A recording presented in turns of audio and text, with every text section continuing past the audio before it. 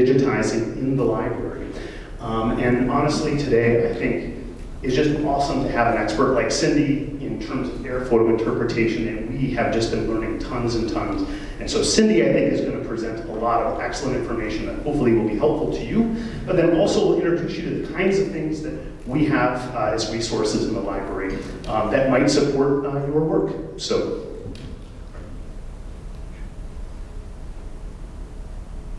I think you got it. Oh, great.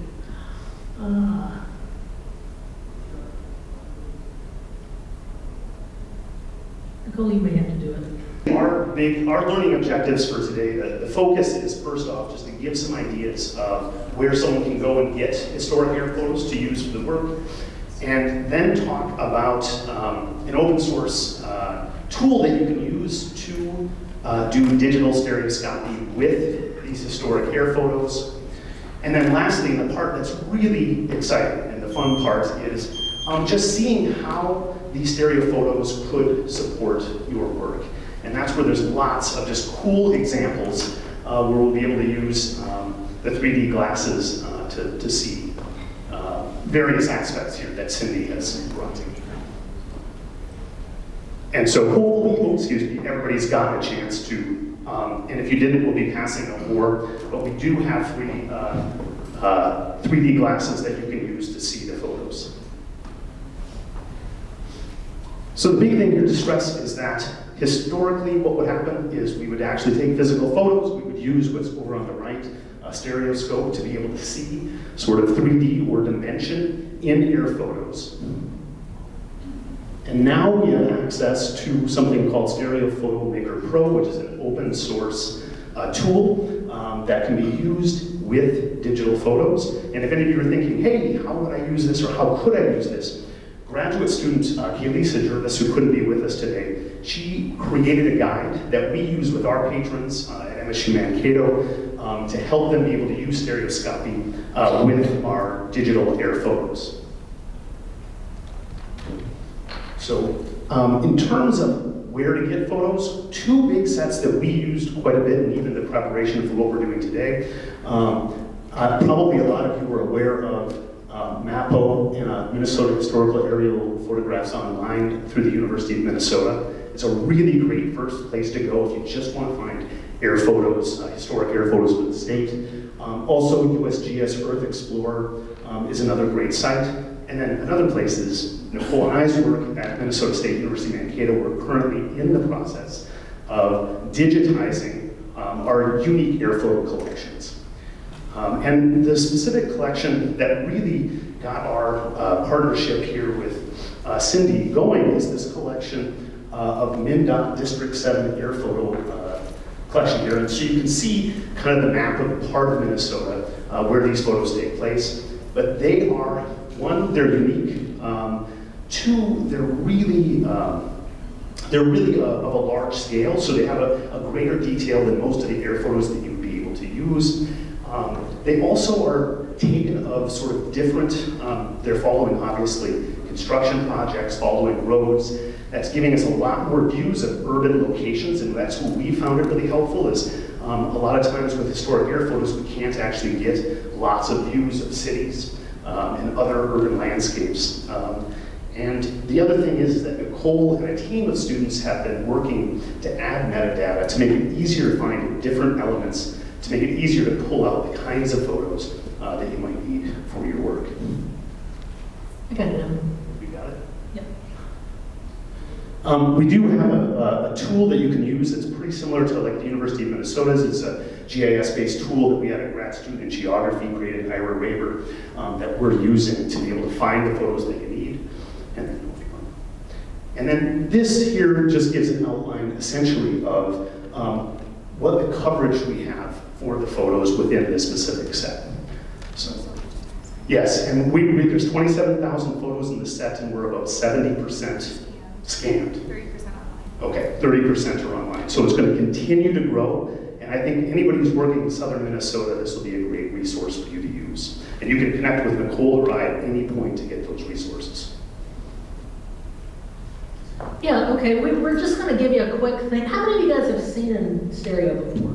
And you've worked with stereo here? Okay, good, then we can skip all this stuff then. We didn't know if we had a lot of newbies or not with this, but the thing is, you know, we think that over time, people are teaching less photo interpretation and they're teaching more photogrammetry, which is great because of all the things that Art Pro can do and, you know, all the different remote sensing packages now with aerial imagery. But you know, we feel that people are losing the ability to interpret historical air photos. So we want to bring that back now that there's so many digital collections available. And so we've got a freeware app that anybody can use. You can download it, doesn't require any licensing or cost.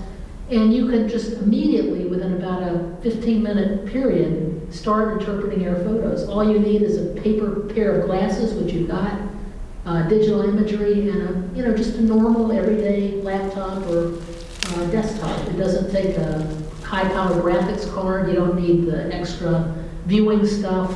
So you know, people just can't do it anymore because it's so expensive to work with the stereo modules in these high-end photogrammetry software packages. And if you guys have ever done phase 1 site assessments, anybody?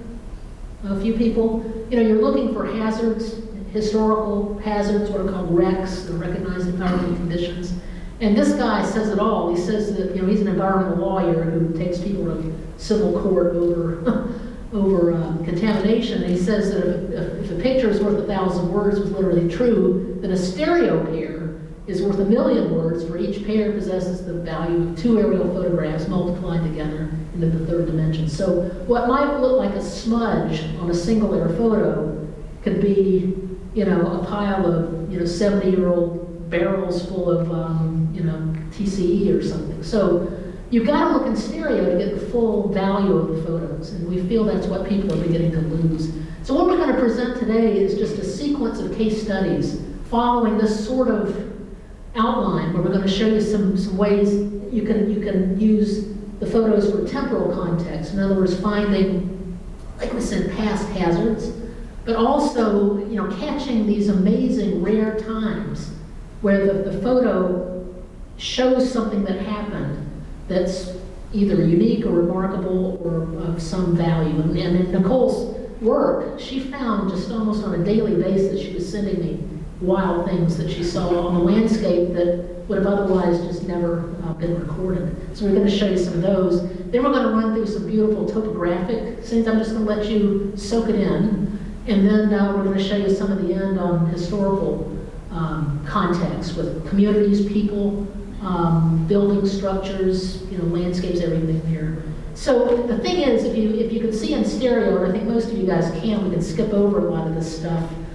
They do say that about 12% of people cannot see in stereo for various reasons, with eye conditions and whatnot. If you wear glasses, put the paper glasses over your glasses, because you have to have corrected vision to see. And they also estimate about 30% total have weak ability. If they can't see at all, they can't see the fine sort of binocular view that's necessary. So if you can't, just sit back and look at the animals and enjoy, but hopefully everybody will see what we find so useful in it. I find these numbers to be almost perfect with what I've found over the years trying to teach this to students. So, you know the Frankfurter experiment, right? Where you put your fingers together, you guys ever see that? It really works. And so first thing we do in class is you do the Frankfurter experiment, and if you can see the floating finger, then you can see in stereo. Everybody try it, it's really pretty cool. And then we'll have you put your glasses on and test it for real in a minute. And we need the lights down too, whoever's the light person. Try it now, lights down, put on your glasses. And we're gonna keep putting the glasses on and off, so keep them handy. And always put the red has to be on the left side. Red on the left. So red is wrong, red on the right, on the left side. And if you can put your glasses on, you can see, you should be able to see that scene in stereo. Red is on the left.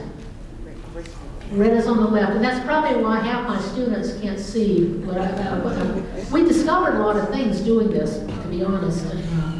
But if you can see that in stereo, you are able to see our slides? You see it? Okay, we'll move on to save time here. Yeah, I won't go into the details about stereo view, but the key thing is you have to have 60% overlap in that area they call the air base, the center of the two principal points. If you guys had a little bit of air photo interpretation in your college days, you remember this. Ideally it's 90 degrees, the camera line to the ground, and so you don't have distortion, and you're basically fooling your brain to think that your eyes are 1,000 meters apart when you're looking at a 1 to 12,000 scale set of photos. So that's how the brain has to interpret that binocular vision and see in stereo.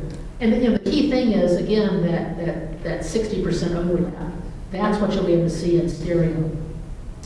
So, you guys know the word anaglyph. That's what we're going to be showing you, which is a cheap way of producing a stereo image. The other thing you got to remember is what you see is going to be about 3 times vertically exaggerated.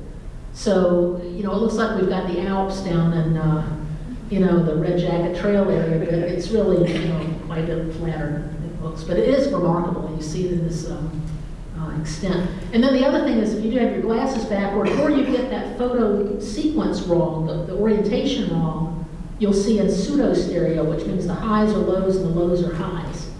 And it's very easy to do if you're not careful. And then again, be sure the red lens is on your left side. And then you guys, I'm sure you've heard this too before about interpretation, the things you look for, that inductive reasoning that's required, shape, pattern, size, shadow, tone, color, texture, sight association. It's that just natural ability to make sense of something, that's complex. And that's, I guess, what makes us geographers actually in our field. But anybody can do it, and it just takes a little bit of practice to put the pieces together to make sense of what you're seeing. Now, how many of you guys do Art Pro? You're GIS people. Just a few of you. You can do this in Art Pro, which is cool. They have a whole stereo module now. You don't need Imagine, you don't need Envy, you don't need another remote sensing software to do some of these things. But the problem is, you got to go through that whole process, and unless you have pretty advanced GIS skills, you're not going to be able to see in stereo easily. You have to do all the bundle block adjustment and all that stuff. I'm not going to go into it. But you, in effect, have to be able to provide the software data that you just simply can't have with old historical photos. Because the software is built to handle 6 variables, which involves the what's called the pitch, roll, and yaw of the aircraft that has the sensor in it today, and the XYZ data. And you obviously, when you're talking about photos that are 70 years old, you're never going to have this because they didn't record it. So what's called exterior orientation will not be there for you, and that doesn't lead to good results when you're trying to use Art Pro with old photos. The interior orientation has to do with the focal length, the principal points, and the fiducial marks and all that stuff, and you can get that, but the bottom line is sometimes, you just don't get the results you want, and we've experimented with it, and using the freeware for interpretation is really, really better. You've probably seen the ways you have to set this up if you really want to do this kind of work. It's expensive, there's a capital investment, and a lot of people just simply don't have it at their workplace. And so that again is why the freeware is very useful. Now at the same time, all I can do is interpret. I can't extract data, I can't make maps from this free app. It's just purely a viewing and interpreting app. But for what it is, it's really remarkable. It does the same thing that this setup would do. And look at that mouse you need. It's like one of those multiple, button mice to be able to collect these data. So we do it like this, and we've tried it. We did this on Earth Day, and that's a couple of our students, and we were able to get, teenagers and parents and people seeing in stereo with a set of photos of campus, how campus has changed over time. So we do it on the cheap end, but it's very effective nevertheless. We did try Pro. These are some of Nicole's nice MnDOT photos, and it worked, but it was dicey. And I have to tell you, this photo ortho mapping module is tricky, and it will crash on you. You can see my history there. But Does anybody know this landscape here? You should be able to see in stereo. Anybody know Chandler, Minnesota? Anybody know what that facility might be? That's 1965, I'll tell you that. And so you can see, you get a very nice stereo view, and you can zoom in, you can zoom out, you can do screen captures, you can extract heights, which is really cool. What this is, it's an old radar station of that part of that SAGE system back in the Cold War days that tracked Soviet aircraft first, bombers, and then later intercontinental ballistic missiles. And it was in operation between 59 and 69. And like most of these things, there were hundreds of them, they always leave contamination behind. And so I had my students go through doing what's called a historic photo assessment, which is really akin to a phase 1 site assessment. And we use the photos not in Art Pro, even though I guess we should upgrade to it, but we do it in the stereo photo maker thing. But one thing that if you do want to go this far, you can make measurements. I can measure heights of things. You see the coal pile there. You can move your mouse and get the cursor points to come together, and you measure the heights, and you can extract 3D data. And this did work with these photos. These were from the USGS. But this is the same thing in the freeware. Do you see any difference? It's virtually the same view, and it's for free. It takes just minutes to set up. You get the same topographic context that we're talking about. And I can immediately start looking for those wrecks or those red flags for contamination. You see the pile here, the lump up there? Get my button here, see that? And what do you make of those things there? These are sidewalks over here, but what can you see that? Can you perceive the height there with those white lines? Anybody have a guess what that might be? Or what these might be? Or, well, if you were doing the site assessment, you'd find a bunch of things that would need potential phase 2 work, soil testing, that sort of thing. And it just is amazing what you can do with a freeware. It's just as good as the Art Pro for interpretation. Topographic context, again, they were draining through a septic field, and that went down into a sewage lagoon, and that went into the public county ditch eventually back in the day. So you could use this for that sort of thing and compare it to the present day work. Now I'm going to try really quickly. Oh my gosh, we've got to get over there to the. You got to get me out of that. We're going to go over to do a demo and show you how easy it is to work. I guess I better be here. Oh, bring my mouse. I'll let my mouse over there, please. We're going to try to make this work in real time for you. And this is what it looks like, stereo photo maker. I'm going to open my 2 stereo pairs. And we've got a guide for you. Our grad student, Kaylesa, Jervis, did a guide for us based on the work we used to do in class. This is Blue Mountain State Park. You guys know that near Laverne. I've got my photos in just as Nicole scanned them. These are MnDOT photos. So I'm going to go to the Edit tab, go down and do a rotation. Because if you remember this, you always normally have to have the marginal information on the left side. And then we want to get the overlap set up. And if you notice, I don't have overlap here, so I'm not replicating the flight line. So I'm going to have to do a swap left and right. So you go down and hit swap left and right. And now I have the overlap area, 60% overlap visible. So I just click on what's called auto, and it runs through a bunch of calculations. It does all the adjustments to the photos, works on it, rotations and the crab and drift issues and all that, and it gives us 2 stereo pairs that are perfectly able now to be seen in stereo. So let me click that and then zoom in. And we look for bison, but we couldn't find bison. Can you see the bar in there with the silo with the open top? We can zoom in. We can rotate around, we can look for things. There's a nice closed silo. And again, the cool thing is you can zoom in and out, with ease, just as you can in Art Pro if you have a ortho-rectified block of photos. You can only do 2 photos at a time, so that's another limitation. But you guys, can you see that? Yeah, just really cool. That's as easy as it is to work. So let's go back to the slideshow. What do we have? Oh, now we've got to get into the good stuff really quickly here. Now, if you're not from Mankato, you probably don't recognize this, but this is your classic 1970s commercial strip. And if you were doing a phase 1 site assessment, you want to be looking for the various wrecks as they're known. And of course, there's just a ton of stuff here. You could spend a day just documenting the gas stations alone. But take a look at that. Can you guys see what that might be? Anybody see that in stereo? It's one of the coolest things I've ever seen. I'd never seen this until Nicole got these MnDOT photos for us. Can you make out what that land use is there? Greenhouse. It's a greenhouse. You can actually see through the glass. It's just the coolest thing. I didn't zoom in quite far enough here, but you can actually see the little tables in there. And a greenhouse might have left behind herbicides or whatever. So it'd be a flag. You'd have to maybe do a little investigation. Actually, this area now is mixed income housing. I think now they did develop it, Mankato.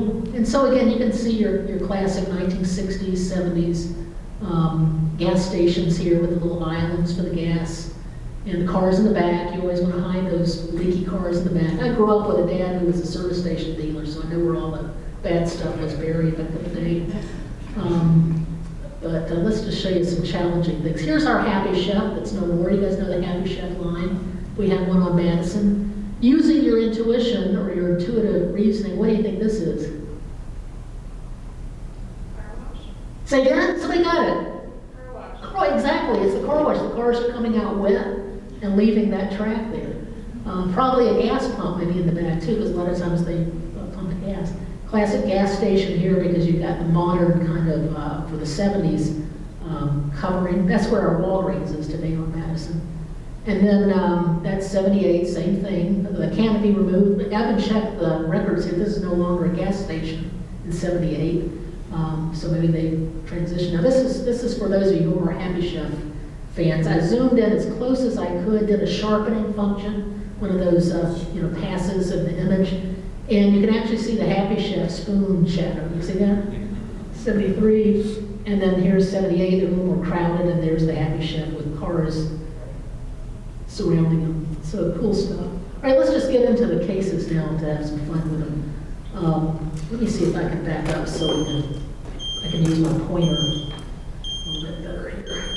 I'm going to start with kind of the beginning with how aerial photography really got started in a modern sense, and that was World War II. And that'll give you a hint. What do you think these are?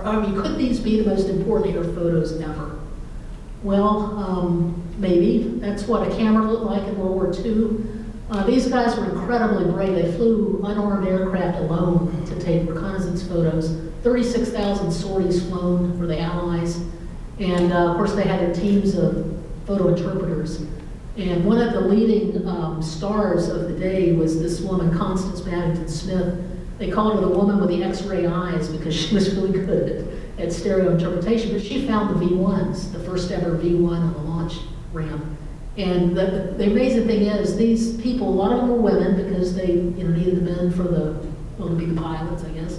But they would do 1,000 photo pairs per day during the peak of the war. So you can imagine how their heads were spinning, probably 20-hour-a-day workloads. And this is what they were looking for. And this is the place where the Nazis developed, in a place called Peenemünde up on the Baltic. And can you see it? This was the winner. This was the one that proved the V1 was in existence. They had intelligence, French resistance had heard about it. But can you find it? Total happenstance. We don't have stereo in this, by the way, because the pilot had to bank when he took the photo. And he was actually going to fly another site. And that was covered up by clouds, so he flew back over this thing. They didn't know what it was at the time. But there it is. It's on the launch ramp, ready to go. So that proved that the V1 was in existence. You can see here, this is a much better shot later that they got. You can make the measurements. They confirmed what it was with the measurements. And of course, this is what happened. This is the launch site in Normandy. Well, this isn't Normandy, this is northern France, a little east from Normandy. But they were going to obviously aim for London and other targets in England, but they also could have attacked the landings and also the Normandy Allies' advances. So knocking these things out were absolutely critical, which they did, which was fortunate after a number of months. But this is the other side, the V2, which is the rocket, the Wernher von Braun ballistic missile, first of its kind. And can you see the rockets there? Well, they found enough. Babington and Smith wasn't involved in this. It was another team that found these. But that confirmed the presence of the V2s. And of course, they took them out as well. And then, just to give you a Minnesota connection, how many of you guys have used air photos with Mark Hurd stamped on the back? He's the guy who started the company. And Nicole, tell us what you heard. You said that they flew all the MnDOT. Oh, yeah. The MnDOT collection was mostly flown by Mark Hurd up until 1989, until the company Yeah, he was a World War I pilot and came back and was Patton's photo interpretation chief and air intelligence chief, and then he came home and started his company with these, like a lot of people did. This was the beginning in the 40s and 50s of the air photo industry for you guys, for the planners and the people who need the imagery. Okay, now we're getting into our fun sites. This was amazing. This is one of those just serendipity kind of things, but to get a hold of this, but obviously MnDOT was concerned with the flood of 65, and this is Henderson just 3 days after the crest. So you can see how wide the Minnesota River Valley was flooded during that time. And Nicole found these with notes, I think he said, that the engineers had written related to the flood. So we've got that area covered in that very special time of Minnesota history. Anybody know this site? This is, of course, St. Peter, before and after the 98 tornado. And we were puzzled over what those little rectangular things were on the ground. But those are picnic tables that used to be under the trees that are no longer under the trees in the next year after, because there were so many trees taken down and damaged by the tornado. Now this is another kind of temporal quirk.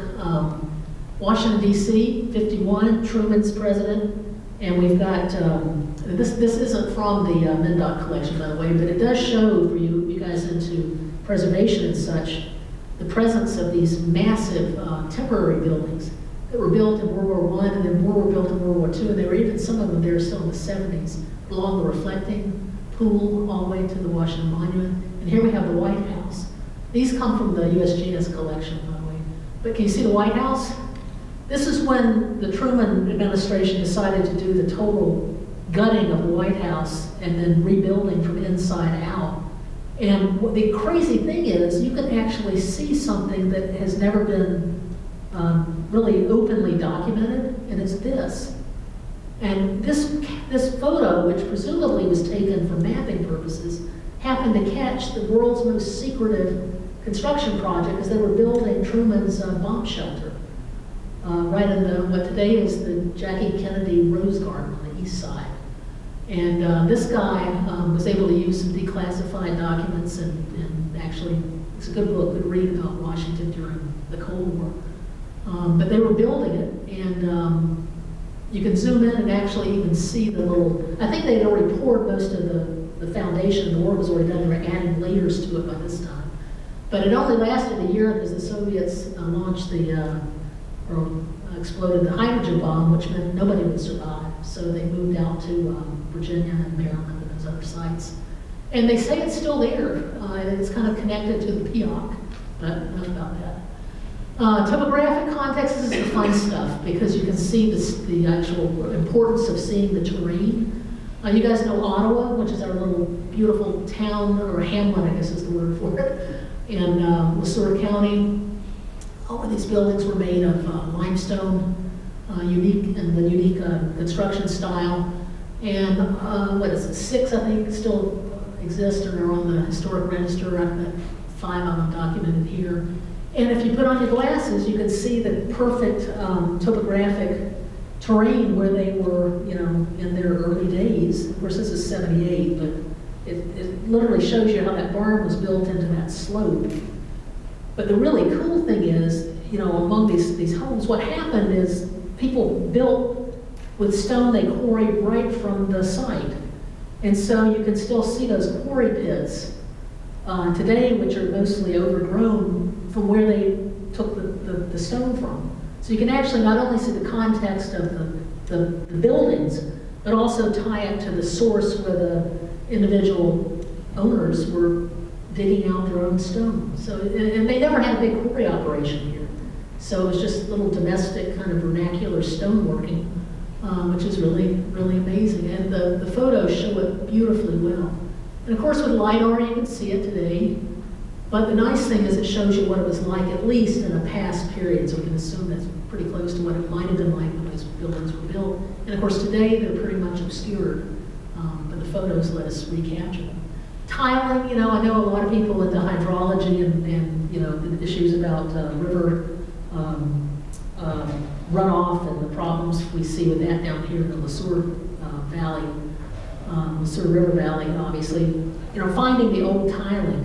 Nicole found these for us, some of the old style, the herringbone styles, they call it, patterns of tiling, but she actually captured one where they were laying the tiling. So you can actually see the machinery putting it in. And this is kind of cool. We couldn't do this today, but they're running the tiling directly into the ravine, directly into the river there. Great for wetland delineation. We do a little lab on that so that you can restore wetlands if you have a wet property. But this is one that stumped us. Does anybody know that pattern? We think it has something to do with drainage because it was an original wetland. But I've never seen that before. And I've never seen it until, this is, what do we say, Nicole, this is 78, I think? Or 70, 79, yeah, 79. Oops, I'm going backwards, wrong direction. Whoops, we're going way the wrong direction. But we're still trying to get that one figured out, what exactly kind of pattern that might be. And then you guys are going out to Settlin Mill today, I understand. You can really see the context of why Mr. Settlin built it there, because it's in a beautiful location to capture that wind, since this was supposed to be a wind-powered operation. This is a beautiful view of that whole River Warren context. In other words, the channel that was eroded out when the glaciers were melting and leaving behind these beautiful eroded sort of terraces of bedrock.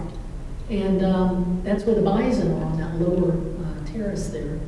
And the mill is up there capturing, nice, unimpeded wind on the higher point. So you can actually see it there in close, close view.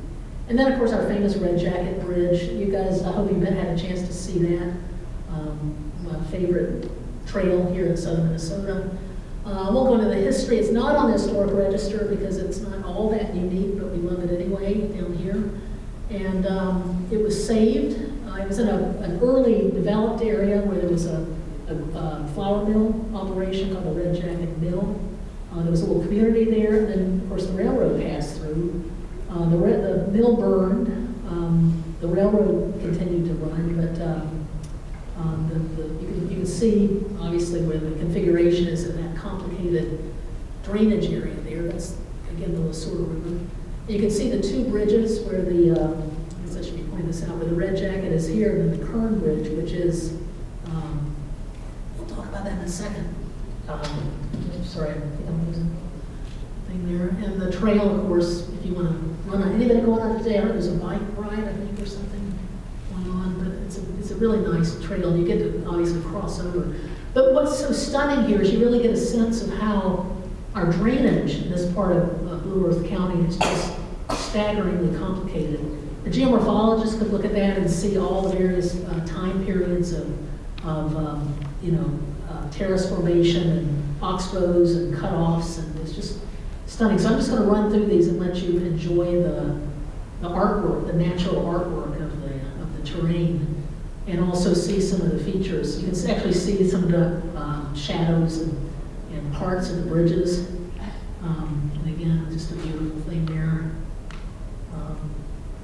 Some different views of it. You can see the road bridge, and of course the railroad bridge.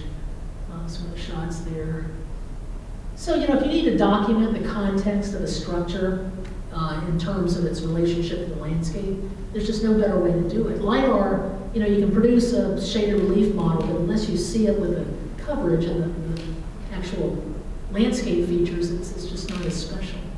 And that one's kind of pushing the extreme of zooms, but it's still pretty cool. And then you probably heard maybe about this bridge. They're going to put this bridge in Land of Memories Park.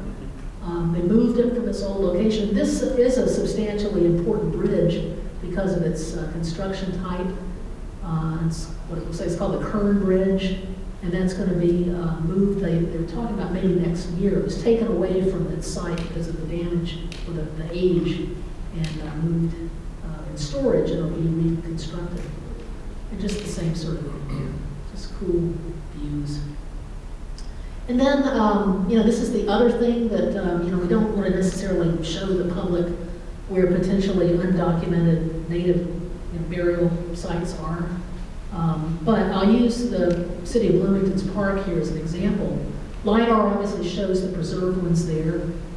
You've got the old Winchell maps that'll show you, what was discovered back in the turn of the century. But the cool thing is the photos can actually, because of the shading, the photos can show you the areas that today are basically built over. Let's see. There we go. But there's just a tiny sensation or visual sensation of shadowing effect there, but it does match the map. And of course today there's a subdivision over it. So if you did need to document, always look at the photos first before you can go to the LiDAR itself. You can see the examples there. Then finally, our historic context. Does anybody, can you figure out what this is? This is another one that stumped us. This is south of Blue Earth, the city of Blue Earth. And we don't know what do you call that? Furrows? What do you call that, Nicole? Furrowing, yeah. It got us stumped. We don't know. We're still trying to ponder that just for fun. I'm thinking it might be composting or some kind of processing waste. We were laughing about ginseng, but it's still there. If you wanted to document the little mail house, you can obviously see where it existed in the past using Sandler maps. But the photos just put it into that kind of neighborhood context, which is really cool. If you wanted to, talk to people about why it was built there and how it survives in the midst of all this change. And then, of course, our bridge here, our other bridge, Washington Park Bridge. This is a bridge that's been moved twice. It obviously is of interesting, engineering design, but it was a beloved connection over to St. Peter. You go up the 22 highway from town and on the backside of St. Peter. And it was moved from Vernon Center to St. Peter, and then after 56 more years, it was moved to Lake Washington, and it crosses over a creek there, and then it's part of a trail. But if you wanted to, this one is on the National Register, I forgot about that, yep. And it's preserved in that park. But you can track it from its sort of basic days through the build-up. And I had a PCA person one time tell me, Pollution Control Agency person, that this was the worst, most contaminated junkyard they knew of in the state. So we were laughing about maybe that's why it's not developed today. But the old, what's called the Holiday House was next door to it. And that's a favorite if you have parents or grandparents that knew that day. But the cool thing is you can even make out the structure of the bridge itself with the shadow there. And then there you have the replacement there shown. But you can still see the old river bridge there as well. That's been replaced too. Anybody know this? This is another kind of challenge to make out what these little circular thingies are. And Nicole found this for us and said, isn't this cool? This is the Oaks Brick and Tile Company down in Springfield. Last brickwork plant in Minnesota. Ran all the way up until operated until 2007, bought out, and then it finally closed. But they made brick for all those beautiful clay brick barns and silos. And they advertised in German. They were a big business for parts of Minnesota, parts of the upper Midwest. And again, there are people who are kind of, they'll take road trips just to see these things on the landscape. But this is the place where the bricks were made. in kind of nice context there in terms of its location in Springfield. There's the more recent view of it. And then what we thought would be fun is to try to find one of these and find a barn that's actually in place. And there's a lot of them out there. They all have that ACO on the top for AC Oaks Company. I've been told that these have been shot off mostly. People would shoot them, and there are very few of them left, and the ones that are there usually have gunshot or rifle holes in them. But this is said to be one of the most beautiful patterns that they've sold packages for. This is one that was up in Minor Lakes. But here's one that is pretty close to home. And you can if you're in the barns, this guy has he has a website called Minnesota Bricks or Min Bricks, and he did a whole video on just this barn. And that's where I took some of this information from. But you can capture that if you want to watch the video. And it's described as being possibly the most beautiful barn of its kind left. And the farmers who built it passed away, and the people who bought the property preserved the barn. And so it's in this really unique context now, because it just sits there. And like this guy mentioned, it stands there all by itself, which makes a person wonder why that is. So we thought it'd be fun to track them down. And again, this is all well documented. I didn't have to do this research, but the Schumachers built it, German immigrants. Built barn in 1932, twin silos next year, 35. The guy died early, the wife died in 44, the children died with no heirs, and so Bob and Carol Leakey preserved it. There it is on an old plat map. There it is in 52 when the family was still operating it. You can see the cows even down there, the dairy cow. 63, 63, and then today. So talk about understanding context of a building. That's what the photos can do for you if you're lucky enough to find them. And then we wanted to also show something about our immigrant heritage and our cultural history here in Mankato. We have one of the most well-known and researched Lebanese communities here in Mankato. In fact, our mayor is a descendant of some of these original families that came. And there's been a lot of work done on it. And I thought it'd be kind of fun to see if we could find the homes. And so I took a look at the earliest photos we have, which of course are 1939. And they're down in a town, little community called Tinkenville, and we can find them there. And I thought it'd be fun to kind of track the people. Nicole helped me find a good plat map, atlas. And because the street numbers didn't change, we can reconstruct where they live, these first immigrants, first generation immigrants.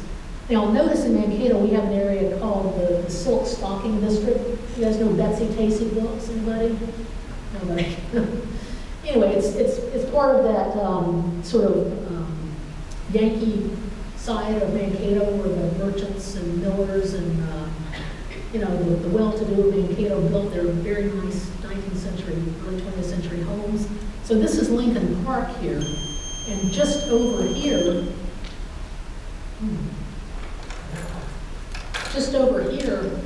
over the hill is Tinkenville. Just to show you that the Sandberg maps can be biased against some of these communities. They never mapped Tinkenville in any sheet from the 1910 period all the way up to 1948, but they extensively mapped Lincoln Park, which is over the hill there. But down in the valley, which is a floodplain, all these people were here, 8 Lebanese families, Swede, English, and German, but they never showed up on the Sandberg maps. And we were able to pin them down because the street numbers never changed for James Avenue. So the buildings were not just little first-generation immigrant, shanties. They were very substantial, well-built houses. Most of the families owned them. They didn't rent them. And they still exist today in very nice form. And then we checked another side of town, the quarry side of town. You probably heard about our quarry development that the city is putting forward, the old Jefferson quarry site. We thought we'd look for some of the quarry workers and immigrants. And sure enough, in this neighborhood here, Harper Avenue, 7th and 8th Avenue, Pine Avenue, 3rd Avenue. This is the area here. This is the quarry that exists today. And these people are surrounded by the new quarry development. And it's going to be interesting to see what happens there. But As you know, they're still talking about what it's going to be, what kind of residential, mixed use, what's it going to be, so they're still working on that, the city. But they're definitely going to change that part of town in a way it's never seen before. This is 3 clusters of little homes that we found on the 38 photos. And we, with Evan's census skills, we found the names and we found who they are and the communities. And likewise, kind of cool because they bifurcated, I guess you'd say, in terms of ethnicity. Almost exclusively Swedes up here. Swedish, Danish, German, 3 Germans, quarry drillers, stone cutters. Over here, mostly Germans, Swiss, Norwegians. So, maybe there is that Swiss, that Norwegian, Swedish divide here in the early day. But again, just what you would expect in that community. And we can again track down and find the communities. And again, these houses, this is a low-income area today. It's having some infrastructure issues because the bedrock is only 6 inches roughly below the surface, and the city's trying to work with the homeowners to redo the infrastructure. But people still live there, and it's it was a unique little area for its day, and it still obviously exists now. And then finally, my last few ones here, the dump sites. Everybody's got to look for dump sites. And these are our 2 local ones in Mankato, which was right up 169 off the Minnesota River. And everything was buried there, hoping it would kind of just go away and not reach into the river. But that was an operation for, I think, about 20 years. This is the North Mankato dump, which is interesting because this is a slough here. This is the old river meander. So, in effect, this is Mankato, even though 169 is over here. The river is over here now, and Blue Earth County's over here. But this is the old historic county boundary because the river used to be here. So what's going on back in the day, North Mankato pushed all their garbage over into the slough, which is basically Mankato. So it's been looked at by the PCA. It's saying people don't drink groundwater there. We did a phase 1 back in 2000, and it's contaminated, but it's not a public risk right now. But there it is. You can even go in and see where they were burying different stuff. I know the woman whose dad delivered garbage here, and she remembered that they had different pits for different commodities of trash. So it's really kind of cool. And then here we have downtown. We're bringing it back home to downtown Mankato. This, again, is one of those amazing happenstance things. What year is this, Nicole? I can't remember. 1994, they're building what we're sitting in right now. And we happened to catch it, MnDOT happened to catch it in construction. And there we are, right in the banquet nest is where we are. You can actually see down to the ground level. And then I just want to say one last thing. People are using this for academic work. We found particularly some Italians were mapping landslides using, at least as one input, data input, historic photos. And this is a little more sophisticated. They're published in remote sensing. Again, they found this software, this little app, to be very, very useful. So that's all we've got. I hope you find something that might be useful. We don't know what you guys are. We've assumed those will be preservationist planners. We didn't know, so we kind of prepared a bunch of different examples for you. But anybody have any questions or want to see something demoed, or I can go back and let you get a Q code captured. Yeah. Does the freeware app have measurement capabilities? No, Okay. it doesn't. That's an issue. But one thing I have been able to do, if you don't have a whole lot of variation, if you can bring the red and the cyan, red and the blue together, you can actually rectify you can rectify georeference the anagram. And then in the our GIS mode, you can then do the measurements. But you can't do depth measurements. You can actually calculate you really can't. I should back up. This was really made for people who want to do landscape social media photos. And this Japanese guy who developed it has a worldwide following. But there's just a handful of people aerial photos. But give it a shot. That guide that we wrote up, that you can get with the link, is the best that we've got, because they have good documentation, but it's mainly if you want to do like a photo of people sitting together in the crowd. And stuff. One thing I would just say is, in terms of the guide, the easiest way to find it, if you obviously didn't get the QR code, is the Dr. Mary T. Dooley Map Library. If you Google search that. Let me get over there. I'll turn it on. Yeah. So we leave that up so We you guys have can a link catch it. to a guide to our air photos you can find throughout Minnesota, as well as the guide that Kaylesa created that can help you use the tool.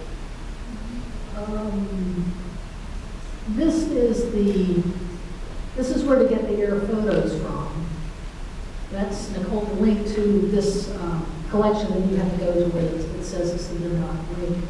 And then, what do we do with it? Where is it? It's here somewhere. Other direction. Anything else while I'm doing this? Anything else? I'll be happy to. There it is. That's it. That's it. So yeah, if anybody has any questions at all, just Google search MNSU or Minnesota State Mankato Library, and Nicole or I would be happy to help you. I was wondering, how did you access the census data about people at individual addresses? Is that freely available without having to have a subscription? So yeah, we both, so I had 6 students that helped me as a part of their work as workers and a way to build their professional skills. And they're going into working in museums or possibly even this group of people.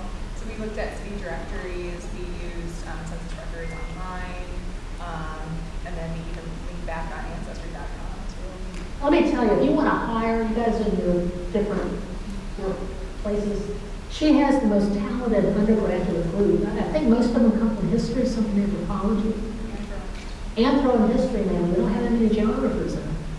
One job, and they came up with amazing stuff. In fact, they just fed me all this, a lot of the immigrant stuff along with their support. And if you're looking to hire a really talented kid to come out with a bachelor's degree in applied history, applied,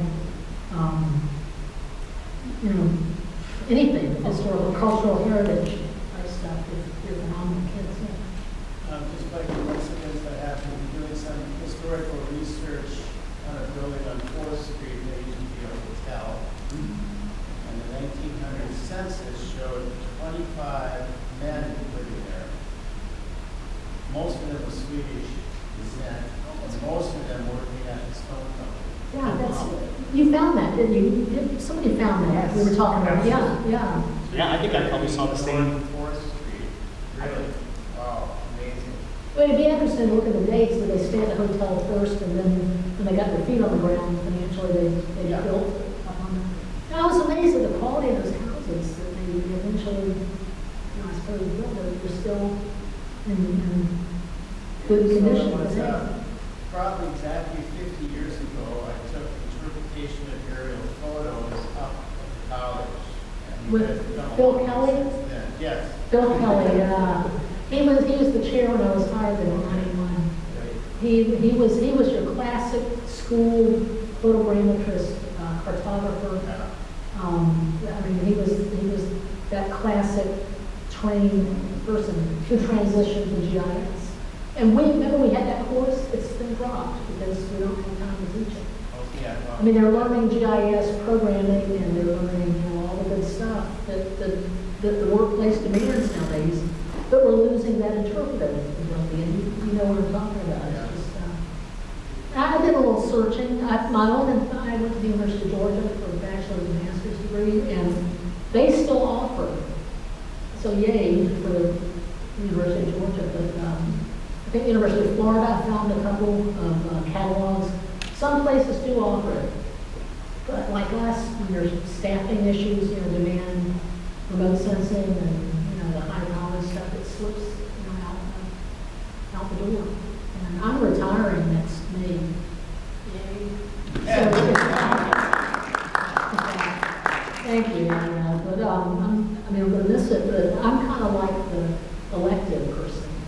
They take, the GIS people and the GIS certificate people take it, and they come back and tell me, oh, I was able to use, your air photos to do whatever. It's not going to get you a job. Well, it could, but it's going to enhance your portfolio. That's what I tell the students. If you can do all the high-end stuff, if you know where to turn to sandburns and historic photos and the historic documents, it's like the gravy on the potatoes or the cherry on the sundae. It's that extra value added thing. But students just don't do it much anymore. So, I'm 72, I'm not looking for a job, but I'm kind of a local historian. I'd like to be more proficient at this. Is there something I can do at college to do? Well, I'm going to be teaching the geography for you. You could take it as 581, since you obviously got a degree, I'm sure. But apart from that, we really don't have, I don't think the planning people, there may be a few faculty over in planning that do some air photo work, but I don't think they teach it. I do a class that's basically environmental hazards. We do, you probably know that part of the Soar River Valley is eroding away at the rate that holes have been lost. So I have the students, map the river changer. We do labs that, some of this stuff, but also things that they can find in the world. All based on area report. Yeah, well, mostly air, but also some light on it. But I'm by no means a GIS expert. The migration to ARC Pro is killing me too, and that's one reason why I'm retired, because I don't want to have to do it. But I know enough to do some of these applied things, and it's not that hard to pick up. Have you done GIS? Have you ever done anything?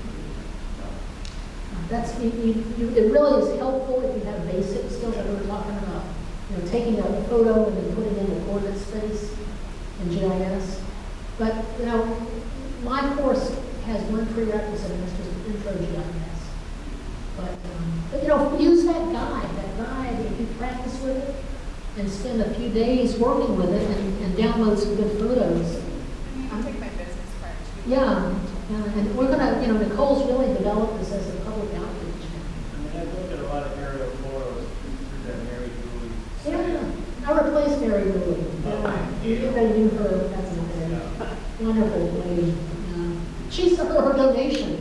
She made an endowment to the Mankato Library, and that's why we can do what we do. So, we'll be happy to help you. I'm not going anywhere. I'm staying in Mankato. So. Yeah. You can't get Uber glasses, you can't get the Uber fancy flip versions, which makes sure you don't get the red wrong. I didn't know that about the reversal of the, I've been doing this for 40 years. Well, at least it's the traditional way, the analog way. Been doing this stuff for about 20 years. I didn't know the red. And that's probably why I always make them do their first thing up, because they don't get it right. And I've always thought it was just their 12% couldn't do it, but it's probably because they just had their glasses on. But it's been fun. Like we said, it's a time when the librarians are doing more than books. I'm not being derogatory towards librarians, but we've got people that are doing the high-end, high-tech digital stuff. Evan is our geography liaison. He works with other faculty as well, and he can help you find anything. Interlibrary loan, he's brilliant at getting stuff, and anything that can help you move into some of these specialty areas, he can help you with that. And Nicole is basically teaching people to do phase ones when they don't know how to do it. She'll take them in and get them started. So we've got digital copies of the Sandburns now. The copyright, you guys use Sandburn maps, the car insurance maps. Library of Congress is, the copyright or whatever you call it is beginning to expire. So you get 2000. You get 1914 now in color, and then 24 will open up in just a few years. They tell you on their website. So now you can actually see quality without having the blackout. And CJ, you had my class. Yeah. So did it work? You had it last year before. Yeah. Some hours, so. I actually have the Soar